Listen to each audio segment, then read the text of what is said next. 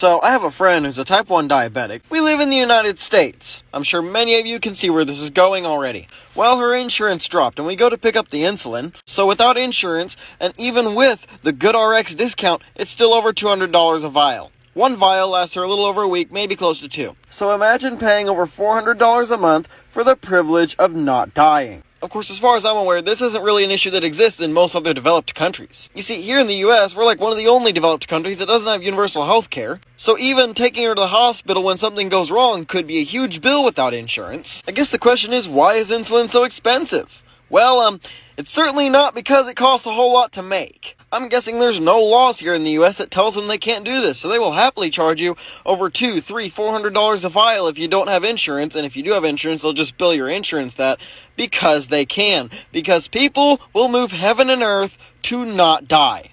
We're of course going to see what help we can do, see if we can figure out the insurance, because we have to get her the insulin. But we shouldn't have to regularly jump through hoops just to make sure she doesn't die like this, when in most other countries this problem was solved a long time ago. You see, here in the US, medical debt is such a problem that people are afraid to call an ambulance because they're thinking they're having a heart attack because of the bills, and they end up dying clutching their chests. The system as a whole is broken, but the fact that companies can charge several $100s for something that costs this much to make should be a crime. The fact that it's not here in the US is a huge problem. I'm not even the diabetic here, and I'm seething. Now, I'm sure some people are getting their pockets lined to make sure that nothing changes with this so that these companies continue to profit and the shareholders continue to get happy. But I'm still hopeful to live long enough that hopefully something in this country changes, because these deaths are preventable. People have died because they could not afford insulin. People have died because they were too afraid to go to the hospital, and turns out they were having a heart attack. People have died that didn't have to die